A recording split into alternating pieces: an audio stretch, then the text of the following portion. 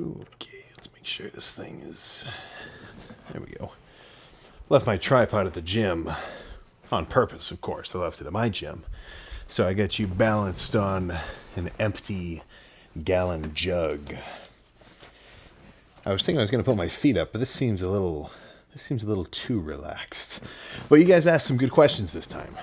Typically, I'll make a little, just YouTube post Q&A, and then half the questions just nonsense. But these, you guys were digging deep for these ones. I like this.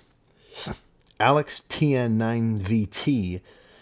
Recently happened to me that I had a bad workout where I performed way worse than expected compared to last time. Has that ever happened to you? To have a bad workout and you couldn't know for sure the reasons? And how do you deal with those situations? So to something like that, I'd say it probably wasn't for no reason, right? I'm sure if you did some detective work, you'd be able to go back and see, okay, was my sleep off? Was my hydration off? Did I eat something weird? Maybe have I actually been stressing out about something that I didn't know I was stressing out about, and it's actually affecting my physical ability to get it? Right? Something along those lines. I'd say usually there's always a cause to an effect. So if I came in the gym and tomorrow on back I said, oh, I am just feeling terrible today. Squeeze is tender. I'm not sore. I'm just under, not even under recovered. Let's say I was completely unrecovered, or just something. Let's say it was off. Maybe my headspace was off. Well, for one, I would try to fix it, and if I did one scrappy set, I might have a little moment of what am I doing right now? Let's get real. Get some more music playing. Get myself amped. I've had leg days where honestly, I say I have. There's one in particular that I really remember doing this at. And I get onto the machine, do a set of leg curls, kind of tired. I screwed up my sleep because I was just being stupid. And I had to do a really early morning lift before travel or something. And I come in for this leg day and I'm like, oh my God. My prep was completely awful, and after one scrappy set, I'm looking at myself, I go, what the hell was that? Well, because that's not my bar. My bar isn't shit sets. I wanted to be up here, good ones. So that was kind of a moment of all right, I got to bring it. All right, let's really get real for these next ones. And then the rest of the lift was sweet. But if you got a day where you're just off, maybe you really can't pinpoint it, something's just not clicking, try to bring it. But I mean, even Jay Cutler said sometimes he'd come into the gym, something was really off, and he'd just fucking leave and go home. Now, for me, I would probably just thug it out because in my head, I think it's cooler to go hard even if it's not clicking. But, let's just look at this. If I took any one lift out of this past year and just deleted it, it never happened, I'd still be right here, So if you have multiple lifts in a row that are off, you might have to find that problem. But if it's just on occasion, sometimes you just got to say, don't sweat it. I still brought it. Maybe you still did some cardio at the end of it. You're all right. Right? Sometimes shit does happen that you just can't explain. Aaron Finkley, is he on a cut or a bulk at the moment? More of an in-between. I've been staying cut, but that's soon to change. Let's put it like that.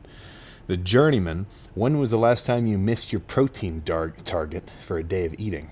It happens sometimes. I'm aiming for 250, but if I have a day that's 180, I'm not screwed or anything.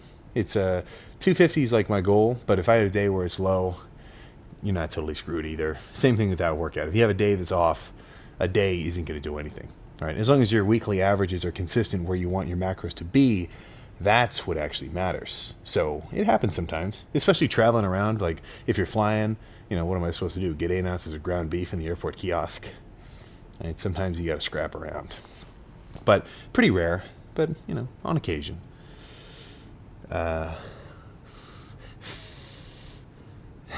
What? Fat hating gain to crime 4. Well, can't think of any questions right now, but love you, man. Oh, thank you. Thank you for that.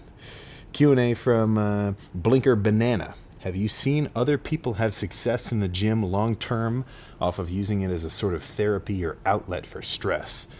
I worry that when things aren't as hectic in my life, that I might stop using it as a tool for my mentality because I think I won't need it.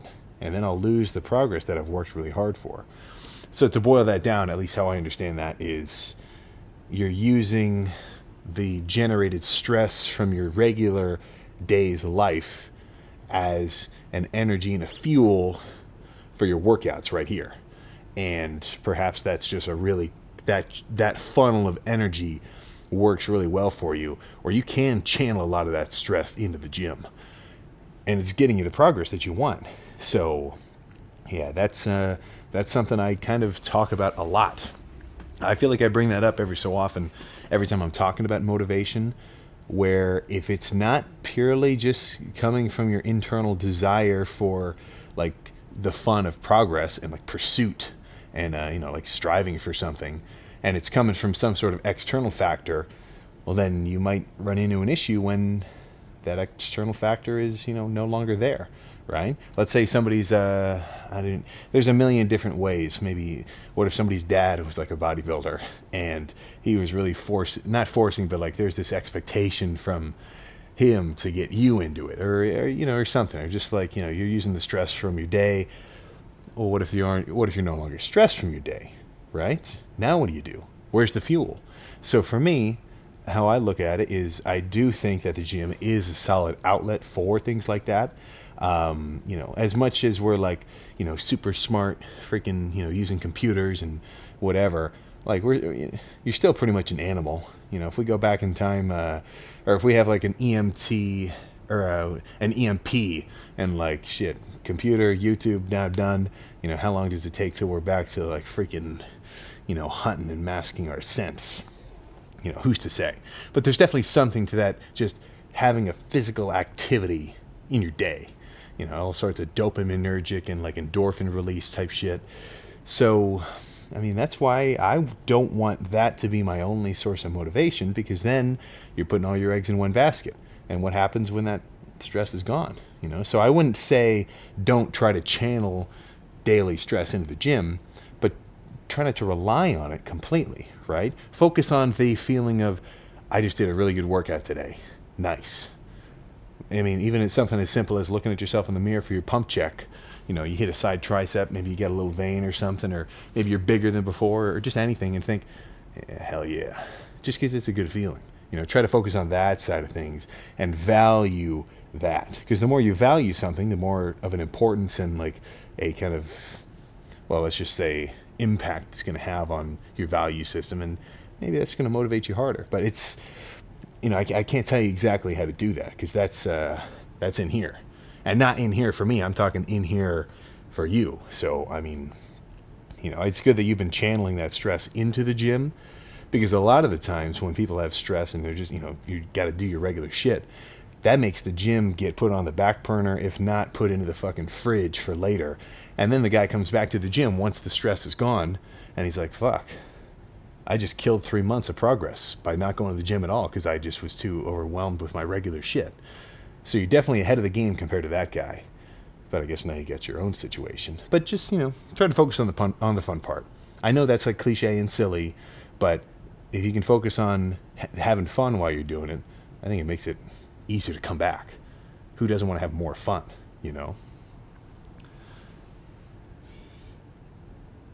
Thursday UE4LQ. What do you think of the Tudor Black Bay 41 monochrome? I got mine a couple of months ago, and I love it. From a one-watch collection type of guy. Let me look that up. Tudor Black Bay 51 monochrome. Make sure I'm thinking about the same thing you're saying. Is that steel? And is it only on Jubilee, or is there an Oyster? Yeah, there we go. Let me look. I got something to say about this, but let me get a real photo in here. 41 description. Steel. Yeah. So I'll tell you this about the Black Bays. I think it's better than a sub. If you're going to get a black Submariner, you see them all the time. I think that Black Bay is just a little more different. It's got no date though, if that's a thing for you. But the titanium the titanium tutors, they're just kind of light, you know. And like a titanium Grand Seiko it's light, but it's still solid. But I mean, I put on a Pelagos once. I was in this. I think this was in Europe. There was a watch store at the airport, so I'm walking around looking at all their stuff, and I put on a Pelagos, the blue, yeah, like just the totally blue bezel, blue dial, and it just didn't, it had no heft, right? And sometimes that's not a problem. Like a titanium watch is cool, but I think steel for the most part is a little more solid. But I like that. If I was thinking standard Submariner, honestly, I'd probably do Black Bay, this one specifically, over that. Like if I saw somebody wearing this, I'd think, ooh, all right, this guy knows a little bit about what he's doing. Whereas the sub is like just so classic and cliche. Plus, it's probably just fake anyway. Trafalgar Live. How do you think the different reasons people use to motivate themselves to go to the gym affect their discipline to keep at it? Examples: heartbreak, body consciousness, body dysmorphia, etc. So that's kind of getting into what that last guy was saying. But this is a little bit of a more broad approach. And I think there's absolutely no reason not to use that kind of motivation in the beginning, or when it's, shit, right? Make hay while the sun is shining. If you've got all this mental energy and stress and you can get it out in the gym, I say hell yeah. But again, heartbreak, that first one, what do you do when your heart's not broken and you're kind of over it? Right? Now that motivation is gone and you've been accustoming yourself to using that for a while. And we already, I think a lot of the times people like to just get into this sort of self-pity party of a woe is me, my problems are insurmountable, and that's kind of this self-soothing, right? And self-soothing is very comfortable. So you might get into this case of like just trying to, siphon off energy from this negative situation where, if you kind of treated it how it really was objectively and got over it, you'd probably have a better headspace going forward, and you'd open your brain to new ideas for, what other kind of crazy opportunities and people you might meet later on, right? Now, in the moment, that advice does not sound like it makes sense, because when you're really tweaking, you don't know that you're tweaking, right? When you're really freaking out about something, you can't look at it from a third-person perspective because you're in it, you're living it. You got to wait for a certain amount of time to pass, and then you can say, holy shit, I can't believe I was freaking out that bad about, whatever. And that's just kind of a time situation. But in terms of the dysmorphic angle, I think about this a lot, and I get into it I say this a lot, just sometimes in different ways. And it's like, just look at the situation on paper. Let's say I'm in this shape, maybe not where I want to be, and I want to be in this shape, right?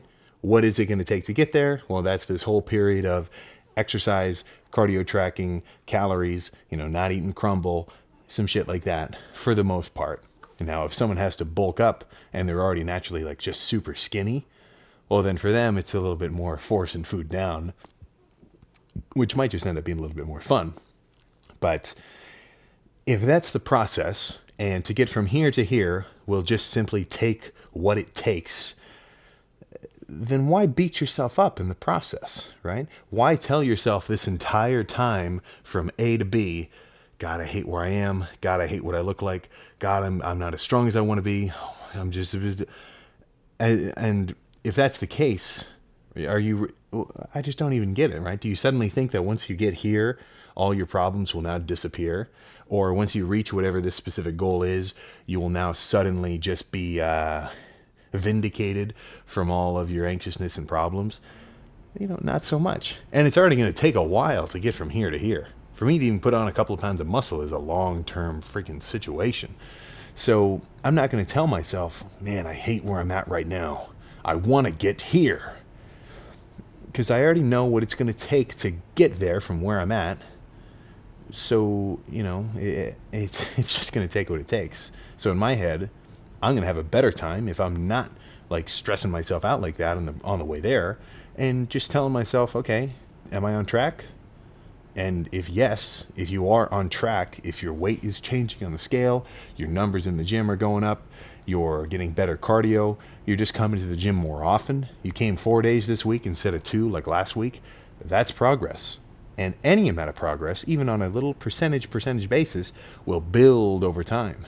So if you're on track, if your trajectory is as so towards where you want to go, that's kind of all you can do. And if you make sure that you're on track, well, then all you get to do after that is just enjoy the process. And again, that's easy to say, but if you start thinking like that a little more and you reward yourself for, I hit my lift, I did my cardio, I tracked my calories, well, the more you reward yourself for these things, the more it's going to just get trained in your brain like, okay, doing these things gives me a positive feedback response. And then you're going to want to keep doing it, right? So, it's like two people can do the exact same job, but the guy who just convinces himself that he hates it is going to have a way worse time than the guy who tries to, have fun with it. And I know that's silly. It's not that simple. But if you can try to lean that way, I think it's a better situation. And you'll just have more, you're just going to enjoy it more. Maybe Jack 766. I'm curious as to how long you spend in the gym, because I'll always finish everything I wanted to do after about 20 to 30 minutes. And I feel like I haven't done enough, and I spend more time doing cardio afterwards. Now that is good. That cardio part afterwards, shit, man, hell yeah, as you should. But 20 to 30 minutes, what are you doing? So how I look at it is I've had different criteria for my workouts over the years that I've been training. When I started working out, I somehow got myself convinced, hit every body part twice a week, which I still stand behind. Right now I'm doing twice every 8 days, which is pretty much twice a week-ish. Actually, no, it is twice a week. Yeah, I've been doing twice a week, but legs once a week, because my legs it takes a minute to freaking get them back to ready.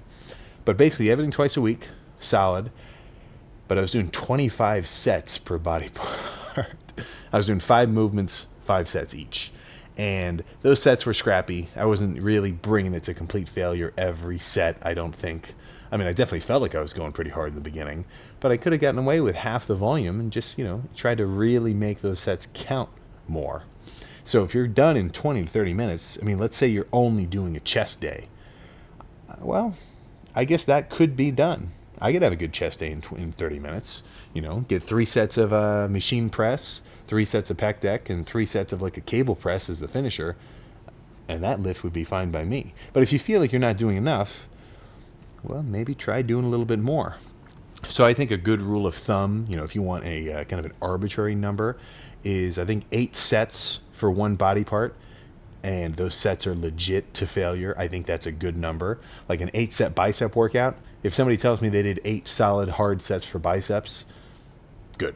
I like that. I don't see a problem with that. Same thing with chest and for back and quads. 8's a pretty good number. So, how about this? Next time you get a back day, or next time you have a chest day, tell yourself, all right, I'm going to do 8 sets, 12-ish. Let's say aim for 12 reps. That's a pretty solid range. Not too heavy, not too light. And say, okay, I'm going to do 12 sets of 8 sets of 12 reps. Let's say 3 bench press machine, so like a hammer strength something, 3 pec deck, and 3, cable press or something. Well, 2 cable press, right? That would make up 8 sets. Warm yourself up, and on each of those sets, really bring it. I'm talking 12 sets, real failure. 2 minutes of rest in between, minute or minute and a half-ish, probably closer to 2, honestly. And then, just see how you feel. I guess I'm missing information here. You got to tell me how many sets you're doing now, and then I could maybe tell you to adjust. But, in 20 minutes for an arm day, I think that's a little too quick, especially for a back day. I can't hit my whole back in 20 minutes. Leg day, no freaking chance. So I guess I'd want to hear what your numbers are. But if you're doing 8 sets per body part, twice a week, no matter if you're doing the Arnold split or a push-pull legs or some combination in between, that amount of volume, I think, is close to the sweet spot. There is no specific sweet spot, but I think around there is getting close. NorCal Caddy. I work as a gold caddy and... Oh, gold, what am I saying? He probably meant golf. I work as a golf caddy, and I average about 9 to 10 miles a day. And then I go to the gym, but my heart rate only spikes a few times during the hill climbs. Do you think that is sufficient cardio, or should I be adding cardio during my gym sessions? 9 to 10 miles of walking, I think you're good. I think you're freaking good. For me, when I do my cardio, I'm doing 3 miles an hour for 30 minutes on a 5% incline. That's only a mile and a half. And that gets my heart rate up to like, my steady 130 for that 30 minutes of time. So if you're going 9, I think that's solid. Personally, I like to quantify my cardio in terms of a 30-minute interval rather than steps across the whole day. But if you're walking 9 miles, that definitely freaking counts. So I'd say you're good just hitting your regular lift. Your day is active enough that is certainly counting. I guess I'd be curious what your steps are, but it's got to be a ton, right? I mean, how many steps is a mile? Like 1,500 or something? 5,000 something feet. Every step that you take is probably like a, 3-foot stride, 2-foot stride or something. At least 1,500 steps. So if you're going 9, I mean, that's like 10,000. That definitely counts. But on a day where you're not caddying, jump on the treadmill or the seated bike, like I prefer. Paul E9W4L, should I train a muscle again if it's still sore from the last workout? I'd say good rule of thumb, probably no, but I've done it. I mean, I've come in and done a leg day, even if my quads were still a little tender, because once you get moving, that sort of initial like soreness kind of goes away. I guess that's kind of a use your best judgment situation. I don't mind hitting my chest if I still feel it a little, if while I'm warming up, I'm still like, strong and decently fresh feeling, right? So just because you're a little sore doesn't mean you shouldn't touch it at all. But for the most part, I mean, if my legs are still sore, I'm not going to hit them today. I'm going to wait till them to fully recover. So I'd say for the most part, don't hit something that's sore. You're not screwed if you do, though. But I'd say more often than not, if they're still sore, save it for the next day, maybe make it a rest day, or just do something else, right? I've seen guys where that's their whole logic. They come into the gym and they say, what's not sore today? Hell, my arms aren't sore today, and then they just do arms, which isn't a bad self-regulating approach. But yeah, I'd say probably skip it. Something, MEITIA 1531. What's the bottle next to the camera lenses? Is it a intra-workout carb, perhaps? Or Tang? I was on a Tang kick a long time ago because I would get a lot of calories from just sugar from gallon jugs. I'm not drinking a full gallon jug of like Gatorade powder anymore, but it certainly is a way to get your calories in. But no, it's just a sugar-free. Like that one might have been Crystal Light. There's a bunch. And this is going to depend on how you feel about aspartame, but personally, I don't have a problem with it, and I feel like I don't know. If I did have a problem, I think I would notice based on how much aspartame I've consumed over, it's got to be like the 99th percentile of the states. But no, that was just a sugar-free type thing. Joe R. John, I've been going as hard as I can for 3 months. Chain jobs, and now I've got time left again to chase my dream of training 5 days a week. But I immediately bumped into a left knee and left shoulder kind of feeling meh, especially the knee, so I don't want a progressive overload for now. And even though I think it'll dissipate, I want to be careful. So how do you stay motivated knowing that on some days you need to stay light and not completely stimulate the area and grow optimally? I don't know if this question makes sense, and I do your complete shoulder warm-up, which makes me able to stay lifting heavy on chest days. Hell yeah. I did not value that shoulder warm-up as a beginner, and I paid for it. I've had a lot of days of crunchy rotator cuff reps, and I'm glad that ever since I started really warming up my rotator cuffs, basically just doing a lot of this, a lot of this, a lot of all sorts of just rear delt activations, I haven't had a shoulder problem, so I'm glad that you like that. I think the best tip I could say is just stay connected with the idea that you're in this shit for the long haul, right? So when I'm tweaked, when I get something hurt, obviously it sucks, but I do know, well, if I hit it again hard now, too early, I'm just going to hurt it even more, and then I'm really screwed. But also, that's easier for me to say right now because I just came off of this last 6-month prep and a few months afterward where I've just stayed lean for this year. So I've kind of been toning back my training in terms of like total balls to the wallness, just because I'm not eating, 800 grams of carbs a day, more like 2 or 3. So, it's if you know that and you know the benefit of not hurting yourself is going to exceed the maybe temporary benefit of the good feeling of going heavy and bringing it, well then, it makes it easier. So when I'm dieted, I don't feel bad that I'm not benching 4 plates on incline, or I'm not squatting 6 plates, or, whatever, because I know that right now it's just not the time. And once I start grubbing again and eating some more food, as long as I don't hurt myself, of course, then I'll be able to work my way back up to that. But yeah, if you, obviously first mistake is hurting yourself at all, but a worse mistake is hurting yourself again. So if you've already got something going on like that, top priority, recovery. Top priority is getting back to baseline. So, for me, I'm all right if I pull my chest, or if I tweak my back, or if I have a forearm thing, which I hope not to. I've had a really good streak of not hurting myself, and I want to keep that streak up. But yeah, now I get a pretty good understanding of, yeah, I better not push it right now, because if I hurt myself again, well, I'm just a total fool. So hope that helps a little bit. Haglin, what rep range do you thrive in? And do you volume out shoulders and arms more than chest or back, which are compound movement heavy? Or is it just building strength the main driver if starting out? So I think you're basically saying, am I doing more or less arm volume versus back and chest volume or leg volume? Because, your legs are way bigger and stronger than your forearms, and your chest is way bigger and stronger than your biceps. Sorry about that. This is post-workout. No.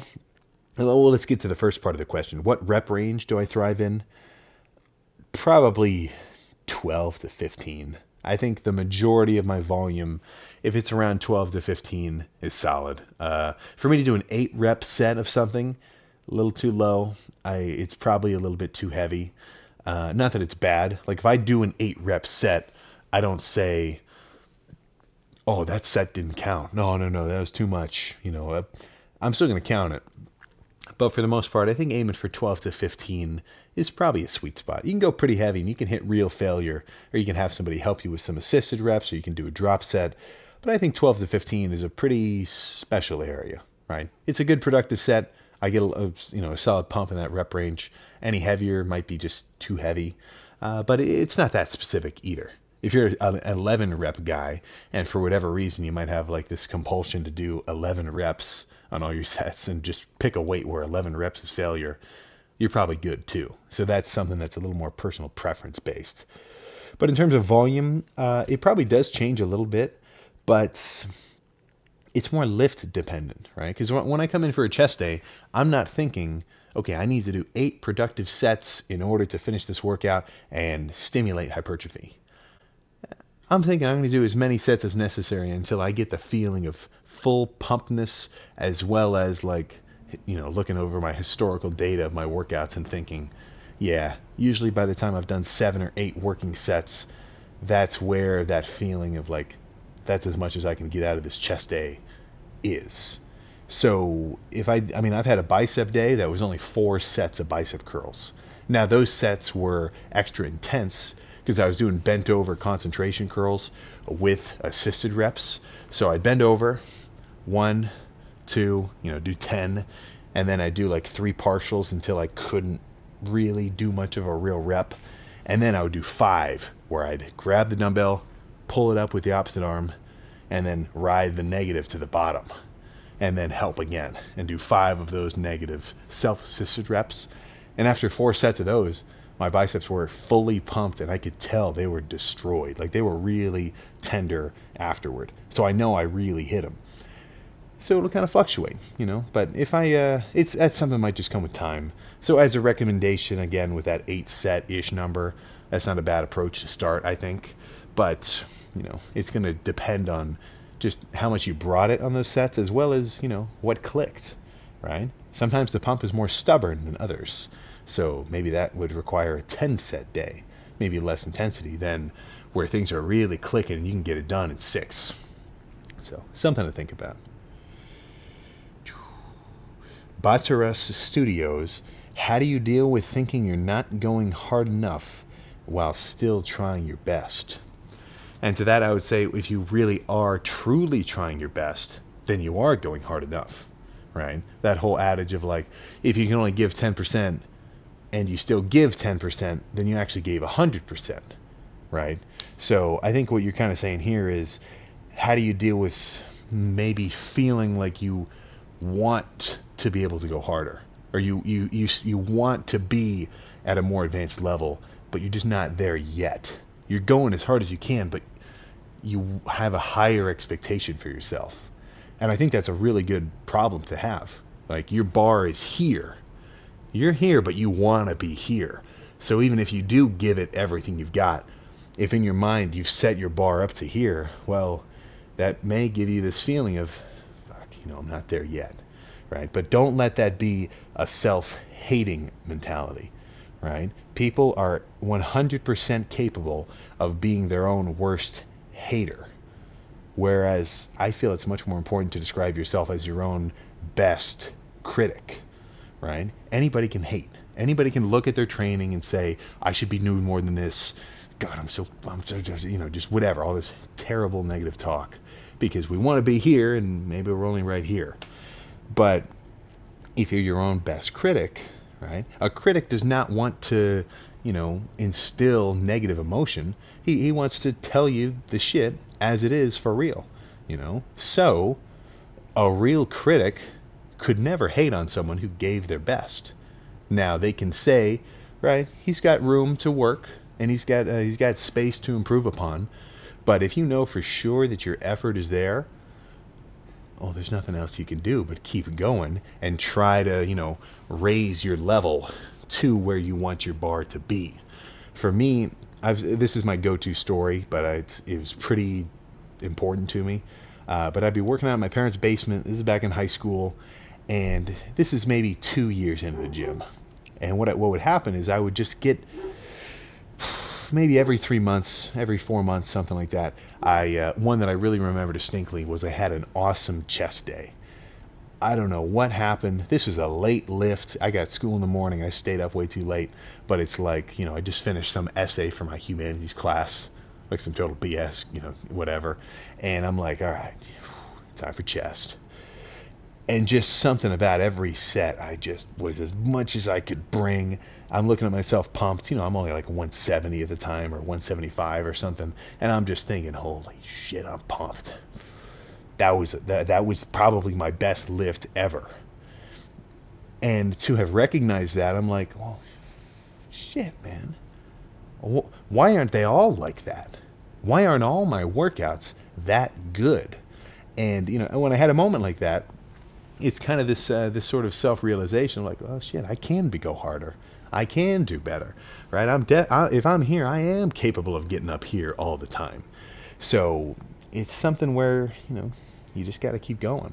But if legit, you're not lying to yourself, you are bringing it and you are pushing yourself a little harder than the time before, well, that's all you can do, right? A 1% change over time in the positive after a year, even after a month, that's what? I don't know the math, but it's substantial, right? It is not nothing. Ooh, this is a long one. All right, I got like 2 more after this, and then we'll be out of here. Joe McDougall, what is your opinion on nutrition and overall health? In terms of bodybuilding, you seem to be checking all the boxes, but I'm curious why you eat what you do. I understand you're tracking your macros is crucial, but isn't it possible to achieve your macros and eat a more wholesome diet, like quinoa and sweet potatoes and buckwheat and lentils, all sorts of crazy vegetables, nuts and seeds? Like, why are you eating rice cakes and other processed foods? I don't understand why you can still hit your macros, but do so with processed foods. And, it seems kind of, I don't know, this is a long one, so I'm kind of like just shortening a little bit, but it seems kind of counterintuitive. So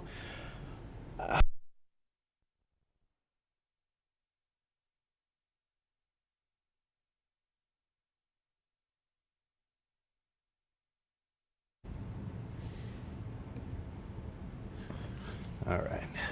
There we go. Glad I caught that. That would have kind of sucked, huh? But if you, I don't know how much of that got through, but the comment essentially says, Joe McDougall, you're so specific about your macros. Why aren't you eating only whole foods? Why are you eating just a bunch of rice cakes and other processed stuff and like protein bars and whatever? That seems a little counterintuitive, was the gist of the comment. And to that I would say, well, does that not highlight the value of the macro total rather than the specificity of the macros, right? Obviously, I'm not saying don't eat a crap ton of just straight, like, zero processed, just chicken breasts from the chickens on your farm and quinoa and potatoes. But, I guess my defense is, shit, man, that's just how I eat, right? It makes it easy for me. For me to crack open a can of tuna or just get, and I mean, how processed am I eating? I get some treats, but when I'm dieting, most of my food is coming from rice cakes, the occasional like diet-friendly protein bar, which not for the protein, just because it's kind of a filling thing for relatively low calories, right? Some are like pretty filling for 100 calories a bar, 3 grams of fat, 13 grams of carbs. Now the protein I don't think is ideal, but just as a thing to eat to keep me from eating more food, solid, right? Bunch of cream of rice, ground beef. I got a bunch of ground beef in the fridge still cooked right now. Some canned chicken and some canned tuna. And as far as I'm concerned, those protein sources are solid. But, I guess it's it's not like I'm defending processed foods per se. But what I'm more concerned about and what actually is going to dictate my ability to gain weight, gain size, or lose fat, get leaner, is that total macro at the end. So if I'm hitting my 300 grams of carbs, 50, 70 grams of fats, and 250 grams of protein, and I know that my protein is coming from solid animal sources, and my carbs and my fats are, simply not all just like straight sugar, lower glycemic foods where it makes me feel full for a little bit longer, then that's what I'm concerned about with actually making sure I'm on track with my macros, right? And in a way, I think that's the most important part, and the specifics fall a little bit under that, right? I would never lose any body fat if I eat 4,000 calories a day of, let's say, what we conventionally call whole foods. Like, let's say I made my own sourdough avocado toast with a steak with butter, with no seed oils or anything. Well, if I eat 4,000 calories of that, I'm not going to get lean. I'm going to grow. I'm going to feel pretty good, but I'm not going to get leaner. So the most important part dieting wise really is that macro adherence, whether it is a surplus or deficit. I've definitely been eating cleaner, Gone are the days of just a straight half gallon of chocolate milk per day. That was kind of nuts. But even then, I was achieving my goals of gaining size and getting bigger and stronger and bulking. So I don't look back at those phases and think, oh, I should have done it differently either, because I did get the intended result of what I wanted. So I guess that's my main point there. The value of a diet on paper is in some way a little bit arbitrary, because you can write anything on paper. You got to actually do it. And I think the real quality of a diet, and let's just call it the dieter, is whether or not they can make it work and if they can achieve their goals. Because the purpose of a diet isn't to say, ooh, this is what I eat. I eat all this fancy, cool stuff. The purpose of it is the end result, either gaining size or losing fat. So as fun and fancy and cool and like nice as this part sounds, if that end result doesn't happen, then shit, man, mumbo jumbo. Let's put it like that. All right, last two right here. Cattleman, understanding that you have exposure to regular gym goers and high-level bodybuilders, do you believe your perspective is skewed in terms of how fit the average person is? No. I think it might be skewed in terms of how fit the average person can get, because I've seen all these crazy fitness nuts where people who have put their mind to bringing it in terms of their just like physical goals do it. But no, I mean, I guess Like, I don't walk around thinking everybody's jacked, of course. I think it's definitely more so I've just been exposed to like the craziest levels of what can be done. And however that skewed my perspective, I guess I wouldn't know that it was skewed because it would be like a subconscious thing. But yeah, right here. Last guy, Arseny A. Phonin. I noticed that you do about 6 slow and controlled reps, and then the rest of the reps you do quick. Is doing that better for growth? I don't know if I'd say it was better, but I think this is based on a set of dumbbell curls that I did where it was almost exactly like this. And it just makes sense as a progression of a set, right? Because if I can do a good squeezing rep of like, let's call it a cable press. All right, well, while I'm fresh, let's hold this one for a second. Hold it for another second. Ooh, only half a second. Okay, couldn't really hold that one. All right, now I can't hold it at all. Let's hit them, just quick, faster. All right, now I can't even get my hands together. All right, I still got some partials. I'm still getting real range of motion. Okay, there's nothing left. So that as just a natural progression of a set just makes a lot of sense to me. I'm not going to end the set just because I can't touch my hands together. Because if I did, well, then I'd miss out on all of these partials towards the end where I was completely burning out my chest. So that's kind of my logic there. But yeah, I'll try to do a few more of these. Every couple of videos at the end, I'll make it a little call to action of like leave a comment or leave a question down below. And we'll get a few more Q&As going. But yeah, man, that is all I got for today. So yeah, I said in yesterday's arm video, ask some different questions that weren't just gym related. But when I was scrolling through, they were all gym related. So maybe I should make it a theme like, okay, no gym related questions. If I want like more of a, call that one a silly Q&A or an unrelated Q&A or some shit like that. But yeah, man, that's all I got. So I will see you for the chest day that I did today, tomorrow. And I'll give you a hint, light squeezing, but still a solid pump. So I'll see you then.